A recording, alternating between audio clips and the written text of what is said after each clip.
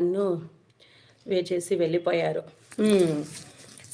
వీరా తమ్ముడు వాళ్ళెక్కడికి పోలేదు అమ్మ. వాళ్ళు నీ దగ్గరే ఉన్నారు. నువ్వు మనసు పెట్టి వాళ్ళని పిలిస్తే వస్తారు, నీతో మాట్లాడతారు అనమాట. వాళ్ళు లేరు అని నువ్వు బాధపడొద్దు. ఎందుకో చెప్పమంటావా?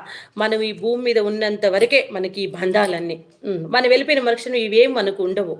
సో, వాటి మీద మనకు మమకారం వద్దు. అవి ఉన్నంత వరకే మనం కూడా మమకారం చూపిద్దాం. వెళ్ళిపోయిన తర్వాత ఇంక మమకారం వద్దు. మన మమకారం ఎప్పుడు ఒకరి మీదే ఉండాలి. అది ఎవరి మీద అంటే దేవుడి మీద ఉండాలి.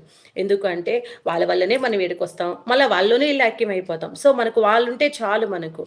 నీకు అంటే అమ్మ వాళ్ళు ఉండకూడదాకా అని అంటారేమో. అయి ఉన్న వాళ్ళకి మాట వేరేగా ఉంటుంది. అది లేని వాళ్ళకి మాట వేరేగా ఉంటుంది అనమాట. లేదు అన్నప్పుడు నా మాట వేరేగా ఉంటుంది. ఉంది అన్నప్పుడు వాళ్ళని జాగ్రత్తగా చూసుకో, ప్రేమగా చూసుకో అని చెప్తాను. లేరు అన్నప్పుడు అవసరంలే పక్కన పెట్టేయమ్మ. చక్కగా అమ్మవారికి దండం పెట్టుకో, పూజ చేసుకో. అమ్మవారే నీకు తోడుగా నిలబడుతుంది అని చెప్తాను అనమాట. మాటల్లో వేరియేషన్ ఉంటుందనమాట.